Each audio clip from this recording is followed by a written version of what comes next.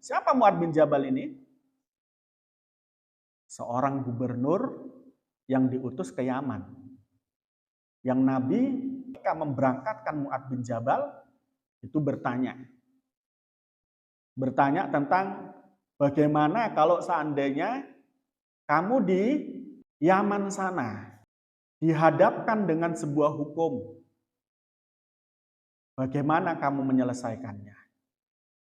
Jadi Nabi ini menguji kapabilitas, kredibilitas, kualitas keilmuan daripada Mu'adz bin Jabal. Bagaimana dia menyelesaikan masalah, terutama masalah hukum. Ini seorang pemimpin ini harus cerdas, harus bijak, harus peduli terhadap pelanggaran-pelanggaran hukum. Ketika Mu'adz bin Jabal ditanya semacam itu, apa kata Mu'adz bin Jabal? Aqtadi bima fi kitabillah. Kalau saya dihadapkan dengan sebuah hukum, permasalahan hukum di masyarakat, maka saya akan memutusnya dengan apa? Dengan apa-apa yang telah dihukumkan oleh Allah di dalam kitabnya, yakni Al-Quran. Fa'ilam tajid, kalau tidak nemu bagaimana Mu'adz? Aqtadi bisunatir Rasulillah. Saya akan memutusnya dengan sunnah Rasulullah, yakni al-hadis. Kemudian, kalau nggak nemu lagi, Mu'adz bin Jabal menjawab, ajtahidu bira'yi. Saya akan berijtihad dengan pandangan logika sehatku atas dasar pemahaman Al-Quran dan Al-Hadis. Setelah menjawab semacam itu, Nabi Muhammad mengatakan kurang lebihnya itu, sodaqallahu rasulu wasulihi. Kalau nggak salah ya teks hadisnya itu.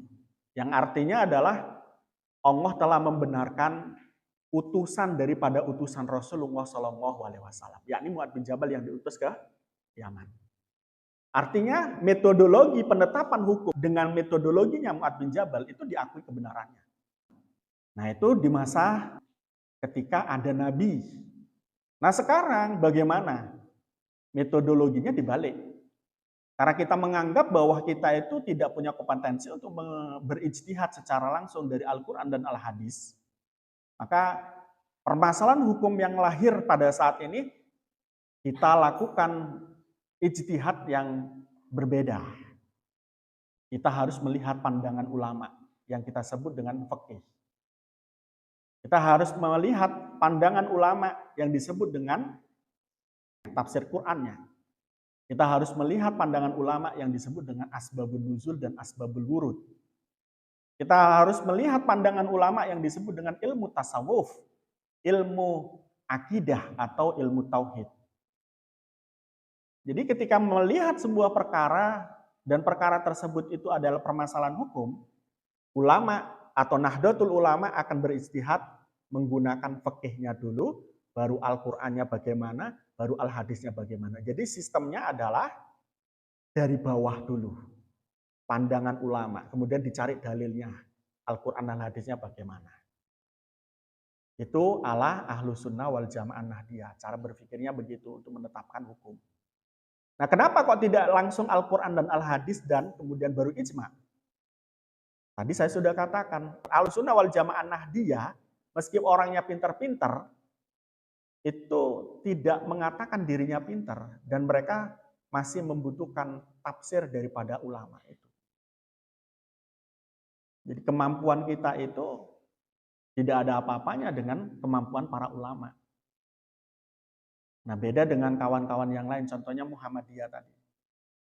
Muhammadiyah akan mencari di Al-Quran, di Al-Hadis, ya, baru ijma' atau begitu. Nah, hadis nanti ditarjeh itu. Nah, kalau kita tidak begitu karena menganggap bahwa kita ini tidak punya kemampuan. Itu yang nanti pada gilirannya muncul isu apakah ijtihad itu masih terbuka atau tertutup. Nah, kalau sistem daripada orang Muhammadiyah, sistemnya kan tajdid tuh. Pembaharuan. Kalau kita beda, al-muhafadatu ala qadimil soleh wal akhdu bijadidil aslah.